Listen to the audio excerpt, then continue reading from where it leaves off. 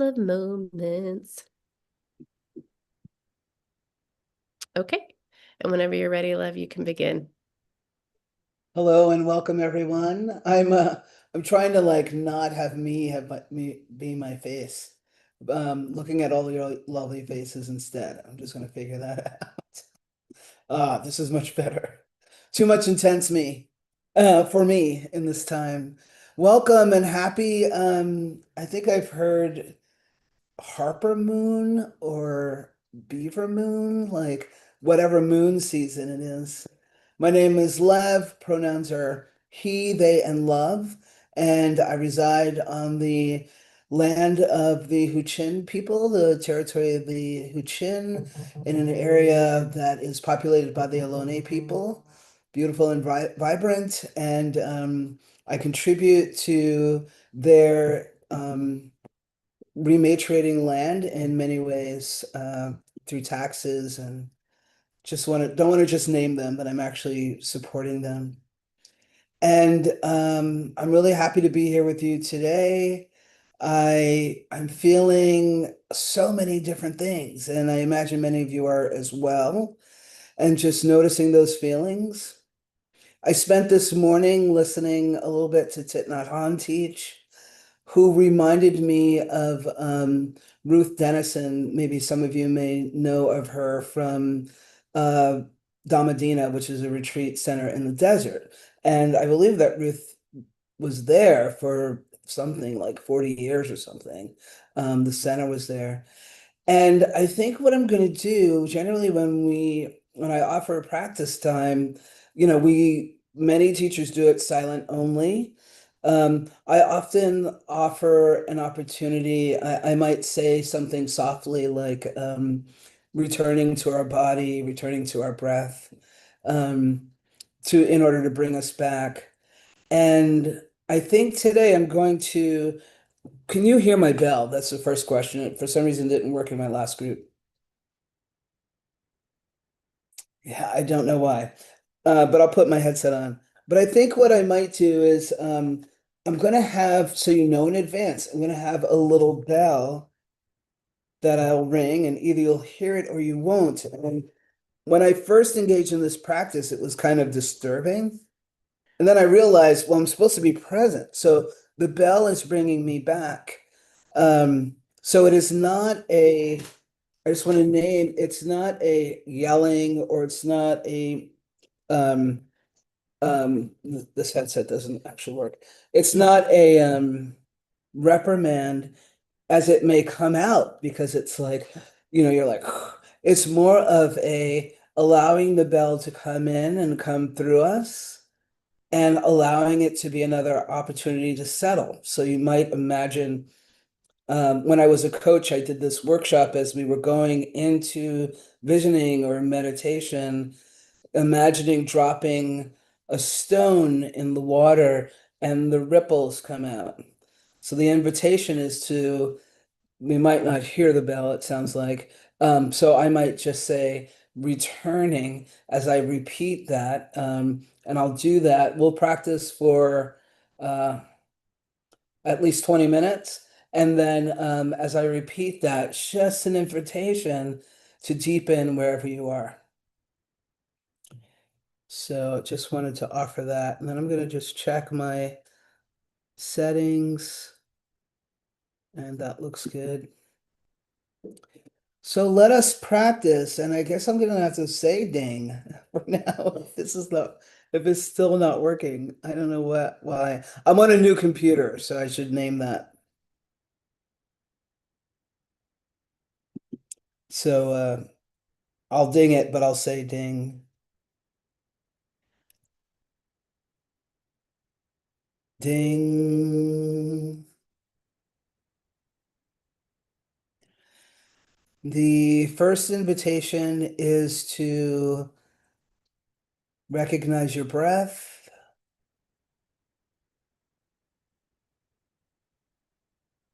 know you are breathing in, know you're breathing out.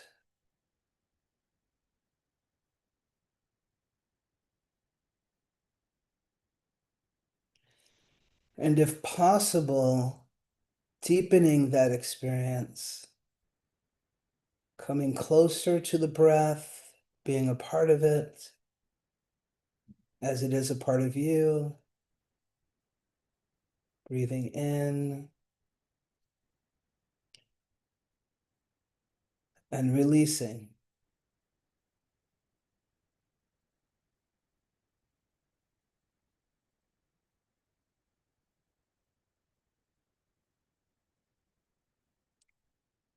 Perhaps taking this opportunity to release any tension in your shoulder, upper back,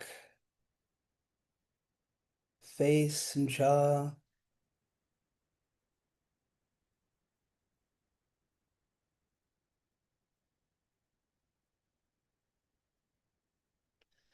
You might notice now if your breath feels stuck, and you don't have to do anything, no need to judge it. Just notice if you're feeling, if you're breathing fully to your own capacity, whatever that is.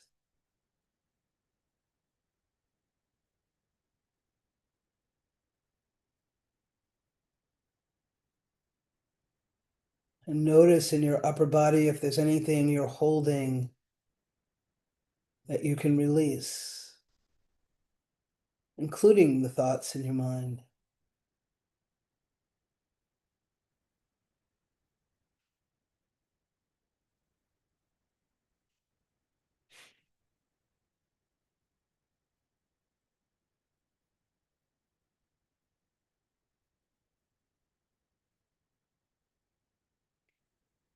Are you allowing the earth to hold you? Simply noticing, releasing the weight of your body towards the planet.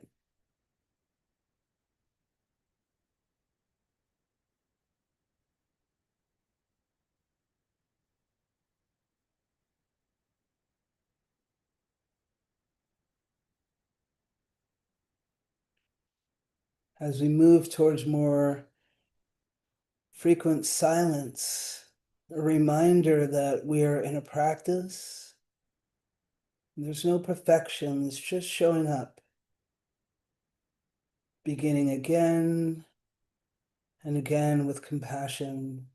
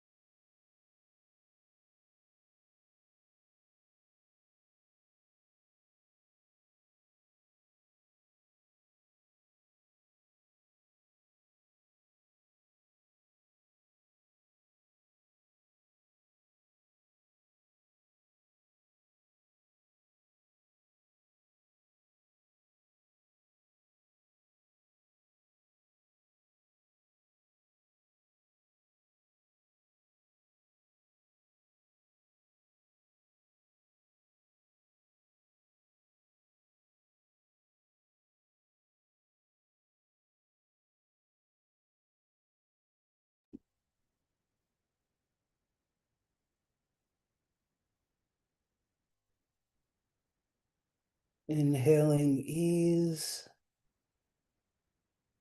exhaling tension.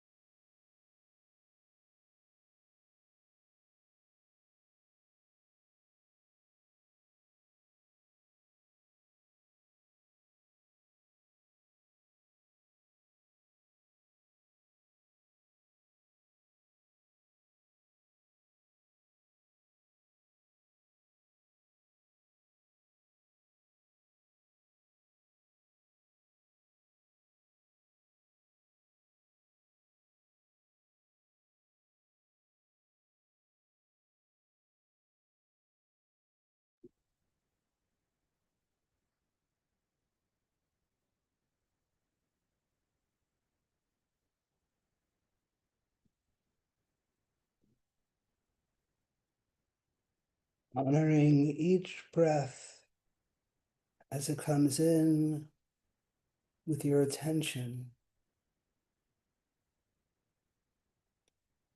releasing doubt with each exhale, and coming back to present.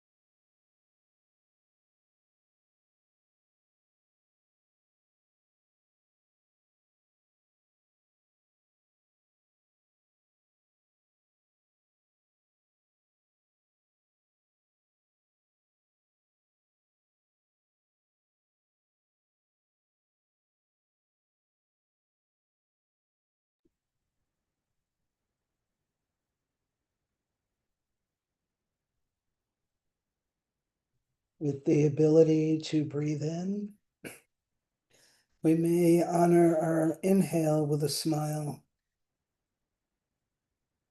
Slight smile, releasing doubt and fear.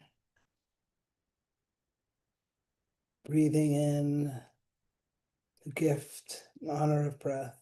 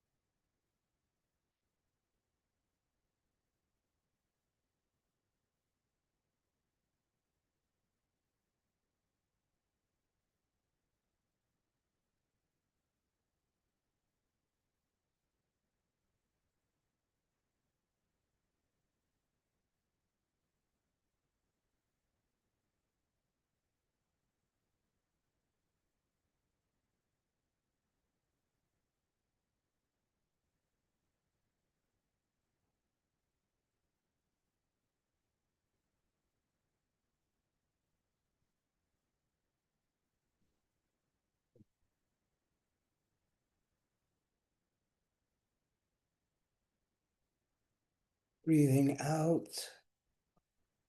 we might offer compassion to anyone in this temporary Sangha who needs it. Breathing in, we may accept the compassion that is offered.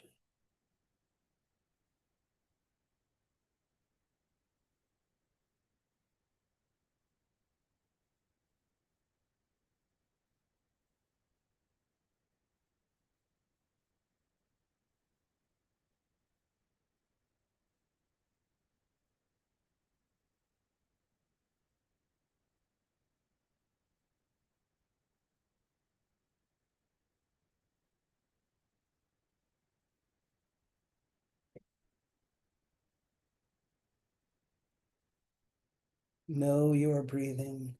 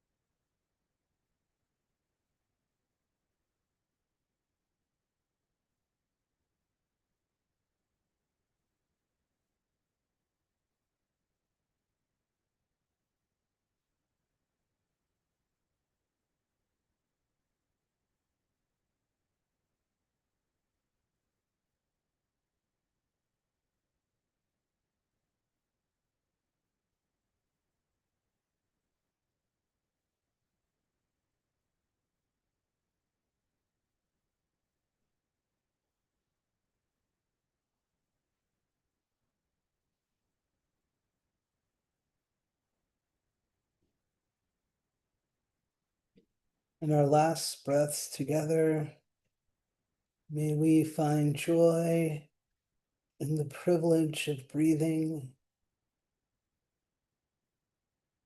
May we find joy in the awareness of our breathing and joy in breathing together.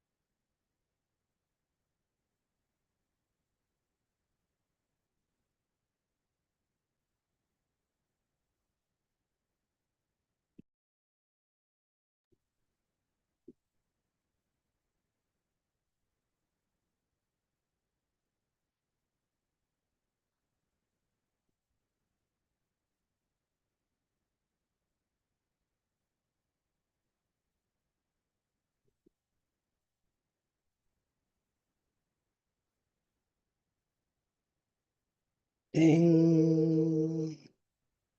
Not sure if you can hear that bell or not. Ding.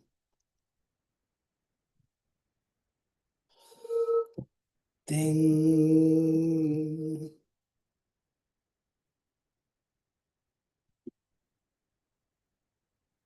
So I want to thank you for participating in that experience. Excuse me. And I recognize also that you're a captive audience. So thank you for choosing to be captives. Captive. Um, yeah, I'd love to hear some feedback about that. It was definitely nerve-wracking, but I really wanted to try something different, especially because I gained so much listening to the teachers who I mentioned, Thich Nhat Hanh, who's frequently bringing us back during a practice, and the little that I've learned from Ruth Dennison and her teaching. So hopefully that served some of you. This idea that that that disturbance is something that we make up during these practices because we're supposed to be present. So there's a way that I know me, I can go like so far in that something can disturb me on the outside. But if I'm present in the moment, um, the sound should just be a sound and not something that disturbs me because I'm present. But that's another teaching. What I wanted to talk about was how, I don't know about you, but am, I have experienced a lot of joy over the last 12 to 24, 18 hours, because of the political environment.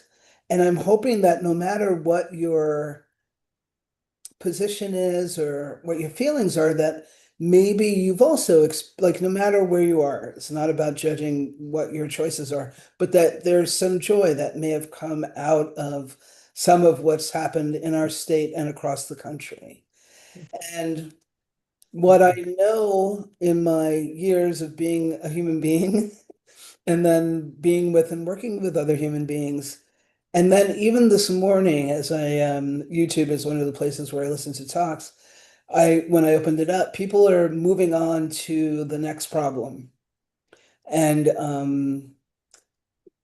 or current problems, but they're stuck in that and not actually taking time to be with something that they may appreciate. And again, it doesn't matter what your position is. I know that, I don't know who's here, but is there something that you could appreciate? And it might simply be that you have no idea what happened, but you were just like, the moon was your thing.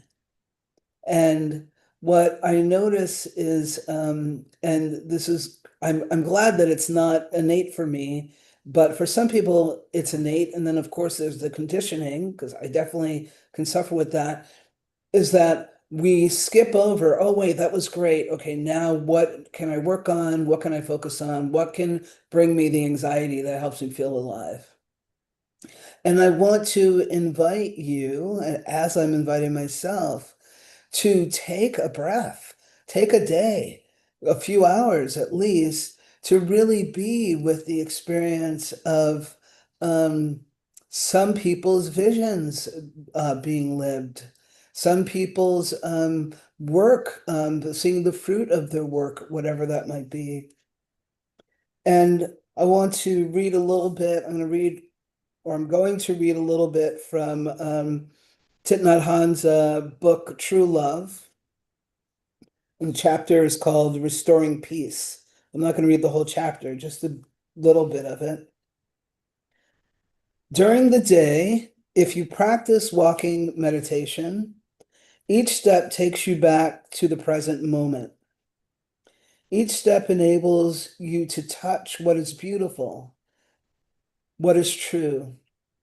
And in this, after a few weeks of practice, joy will become something possible. You will be able to undo many knots within yourself, and you will be able to transform negative energies into joy and peace. And for those of you who don't engage in walking meditation, I believe this can apply to yoga, sitting meditation, cooking meditation, running meditation, but that you're engaging on a regular basis, will be able to transform negative energies into joy and peace. And then he goes on and says, the Buddha said this, the object of your practice should first of all, be to yourself.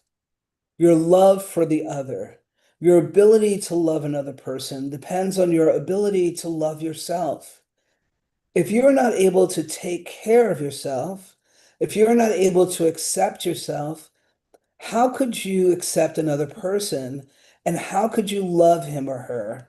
And we'll say them to so that it is necessary. So it is necessary to come back to yourself in order to be able to achieve this transformation. And I think what I want to pull from that is that this is part of the experience is to take in this joy or satisfaction. No matter who you are and what you're doing, again, it helps to build resilience. It's part of our experience.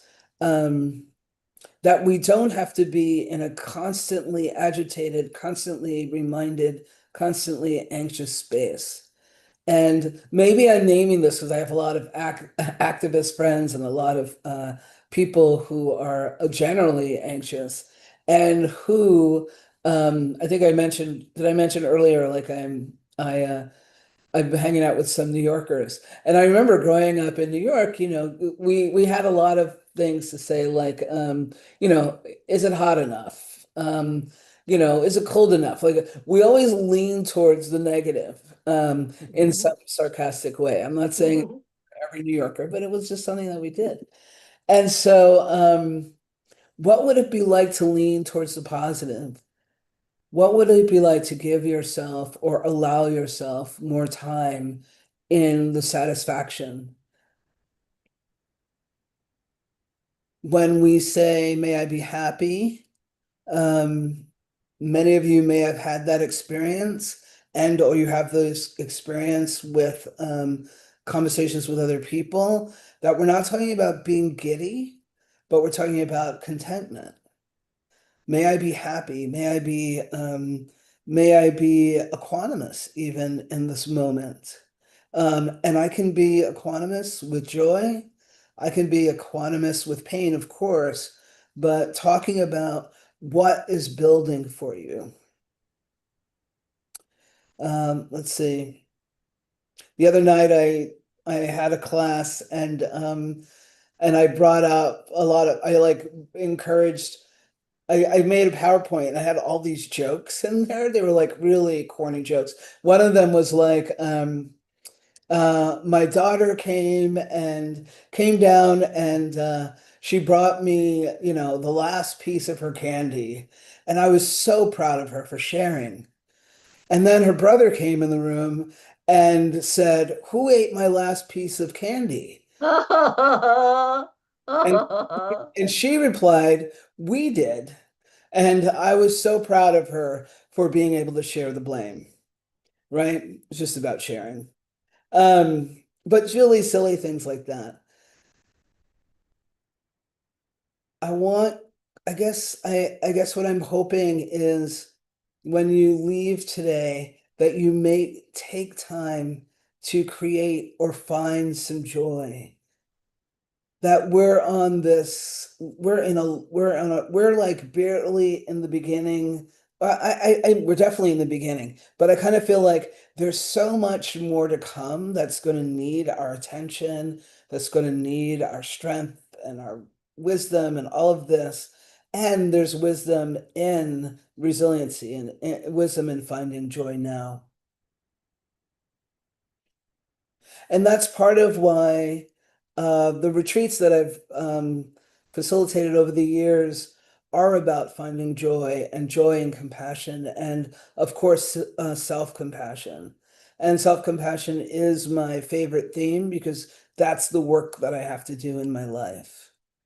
And one of the things that I find is extremely hard for people is just to honor how much love you really deserve, or we really deserve. I'll include, because I can struggle with that, and how much responsibility that we of privilege have. And when I say we of privilege, I'm talking about the fact that most of us look safe in this moment, and just acknowledging the privilege of that is a big deal. And I feel like we have responsibility to seek joy. We have a responsibility to look for those corny jokes, to look for the pictures of the ocean, or go to the ocean if you can, um, to call that friend that makes you laugh if you have one, to watch comedies, um, to take joy in other people's experiences. So also mudita, right? We can have joy in that, and it still takes us out of ourselves a little bit. I can have a lot of joy for you all the time, but for some reason I'm not focusing on myself. So I kind of want to leave space for people to share, and there's a couple of things I have in mind. One is, you're welcome, of course, to give feedback on that meditation, because that might have, I don't know what that might have triggered for some of you. Maybe some joy, maybe some annoyance. Um, but how are you accessing joy? And or for anybody who it supports with accountability, how will you access joy? And I'm going to say today, today, after this call. And the purpose of that sharing is it really supports others in hearing what's possible. The silliest thing can support someone in feeling like whatever their thought is okay. So play with me. Come play with me. Yes, please, Irene. Love first, thank you so much for letting me in. I was late, and of course, I said to myself, he's not going to let me in. I'm going to be out here wishing that I could get in. And Uh, here I got in. And yeah, then we can thank wonderful Big Bear for that. meeting with all of Uh, you. yeah, we're glad you're here.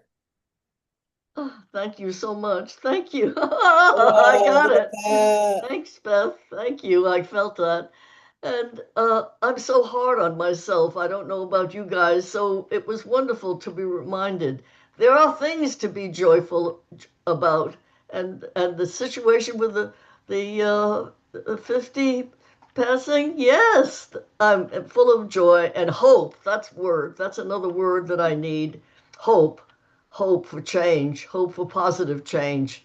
And I'm going to pray for that. So I want to let room for other people to share, but love, thanks, and God bless you. Thank you, and thanks for being with us. May you also be blessed. Did you say somebody had their hand up? Oh, for some reason I heard Ruth. Let's see if I can read this. Here we go. Let's see. Okay, great. Isra says, I found the practice helpful. Thank you. I'll seek joy by trying to soak up sunshine for some minutes with intention. Yeah. And leaving a silly voice note to my loved one. I love it. I love it. Who else?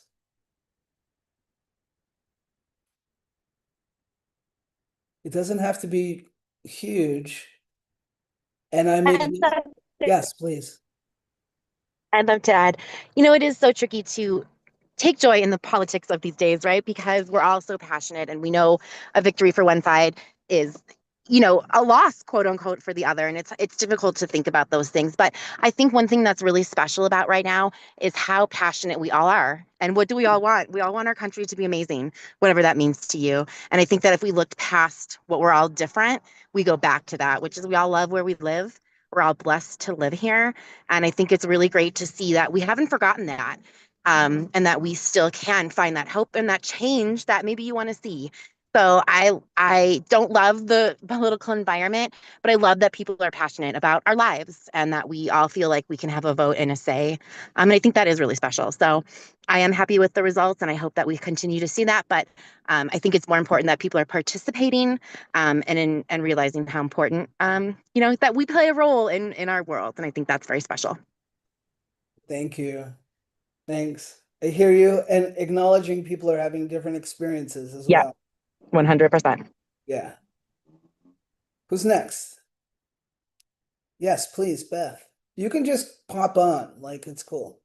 Thanks. Thanks for being here, everyone. I really appreciate this topic. I've been thinking about it a lot lately, because I've been experiencing a lot of joy in theory, but the actual letting it in and feeling it and giving it time and space is so much harder because it just feels like, okay, but I still have this thing to do next, and I'm living in a landscape of worry and constant drama with the political environment, etc. Constantly like also on and off not feeling well and wondering what that is and dealing with that. So, just kind of like it's always for me, it's been hard lately. I don't want to say always, but lately I've noticed it's extra hard, and maybe it always has been, I'm not sure. To like give the joy space to soak in more, and I'm really working on that. So I'll give a quick example. This morning I went to this restaurant that like serves coffee, I guess sometimes or something. Anyways, they decided to give away free coffee today, and it's in like a beautiful like garden space. And I was like, oh, I really want to go. I've been wanting to go to this place, and this is the perfect opportunity. And I don't have a lot of work today, and I can make it work. And so I just really like noticed the moments where my mind wanted to worry, like, oh, maybe I'm missing something at work, or like, oh, maybe I should head back soon. And I just like let it pass. And I just enjoyed it so much. And on the car ride home, I was like just basking in the enjoyment of it. I didn't want to let it go, but I also found myself being like, can I go back tomorrow? When can I go back? When can I access that joy again? And just really, really worked on like, I have it right now, enjoy it right now. So again, super relevant for me. Thank you for the topic and the discussion. Thanks, Beth.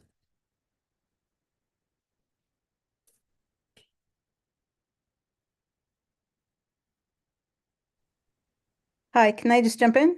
Yes, please. Oh, Hey, yeah, Devin. I really Oh, like wait, I'm sorry. Oh, No, hello? my screen was good. Oh, Yeah, Victoria. okay. Yeah, I've been having some issues today too, so that's why I wasn't sure. Um, yeah, I'm really glad you brought in Thich Nhat Hanh. Thank you so much for the practice. And he was kind of my intro to this whole path because when he was still alive, he gave a 3-day retreat for people in the performing arts, which I'm in, and it really changed my life. And then I was just, hungry to learn more about the Dharma. But I love his approach, and what I learned in that in-person retreat back then, which I now feel like it was amazing. I managed to stumble on it. Was the attentiveness to nature and how you can get joy from anything in nature anytime, like even if it's just I just came back from a couple weeks in Massachusetts, so of course it was all around me all the time, the changing colors of the leaves and just the miracle of that. And even though it was a really stressful trip, and I had a lot of, I had to have a lot of, I don't know, equanimity, I guess would be the word. Um, I just constantly my joy was replenished by seeing these beautiful trees and this blue, blue, blue sky. And coming back to California, it's not quite the same. But at the same time, I thought, okay, what's here? What can I look at and appreciate? And even just seeing one bird can, for me, make the whole difference. Like it can change my whole day and put me in another place emotionally and spiritually or whatever. So. Anyway, so thanks for bringing Thich Nhat Hanh into it. I really appreciate that. Oh, thank you. I am shaking my head because I saw some cute little multicolored bird yesterday, and it was just sitting on a chair at a restaurant or something. And I was just like, oh, hi. Devlin, were you going to say something? Yeah, thanks so much, Lev. It's really great to hear you and to be in practice with everyone here. So thank you. And I just so appreciate this invitation to connect with joy. I woke up this morning feeling grateful and excited, and was like texting some of my beloveds, to celebrate and one of them was like, ah, well, there's all this other awful stuff happening and da da da da, and um, yeah, and I was like, I just really want to stay in the joy right now because it feels like so important to just be in the practice of joy, right? In the practice of connecting with joy. Like, yeah, and I don't know, I feel like that's a lot of what this time that we're living through, that like part of what I'm working with in this time is like there's so much suffering around, right? And it's like, how can I just stay present with and connected with the joy in this moment and not choose the suffering, right? Like discern, because there's so much choosing suffering that I'm not choosing right now, and suffering that like I need to engage with as an activist, as somebody who cares about what's happening in the world, right? But like, how do I choose to not engage with the suffering I don't have to engage with, right? And it feels like a big part of that is like choosing to connect with joy and stay in relationship with joy as a practice. So I just really, really appreciate your invitation today and kind of the framing, and yeah, so thanks, Lev. Yeah, thanks so much. I hope you don't mind me saying so, but all you got to do is walk around the neighborhood because all the flowers yell at me, take my photo, take my photo. So I'm sure they'd be saying the same to you. And we've got those bears, those bears up the street. There's a tree that has these three wooden bears, and they're easily like 3, 4 feet each, climbing up the tree, not too far, just 3 blocks from you, probably. Yeah, not far from us. I gotta find the That was bears. it? Yeah, Thank you. I think it's like just like 3 blocks away. Yeah, Oh, that's great. cool. And we're coming to a close. Does anybody want to jump in before we do? I wanted to say that for anybody who's struggling with being able to access joy, can you meet that with compassion? Can you just meet that with kindness? It's a pathway to joy. It's not easy for all of us for many different reasons. And can we accept that about ourselves? And maybe if we can't find joy, can we find some level of contentment? Maybe the flowers aren't yelling at us, but they're there for us. The trees are there for us. The water is there for us. The breath, as I mentioned during the end of the meditation, I can't see everybody, but if you're breathing on your own, can we simply honor that? It's really that simple. And whatever stage you might be as we are all moving towards death, like, can we honor whatever it is that's around us that brings us comfort? There is no one way or there is no judgment. It's about honoring our lives. It's about being in resilience if we're in that stage. And it's simply, you can't be present without actually noticing. This thought comes to mind. I can't remember if it was Thich Nhat Hanh or an insight person who told this story about, or if it was the monk himself, the monk being beat by, he was in prison. And as the blood dripped from himself with the sweat of the person beating him, he found togetherness and contentment in knowing that they were one. It's an extreme story, but what's yours? Where can you find contentment, if not joy, in your experience? So we're running over, and I should probably take us release us from this space. So maybe take a breath. And I love that Thich Nhat Hanh, right? And we've heard Tara Brach offer this idea of offering a little smile as we breathe in. And then we're going to release some merit. And please remember, if you need some for yourself, you're also a part of that experience. May the merit of our practice bring peace and safety to all beings without exception. May they feel loved, live with a compassion, ease. May all beings be free.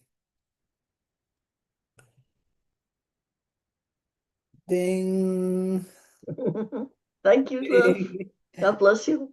ding. Thank you. Hopefully I'll get this fixed by the next time. Take care, everybody.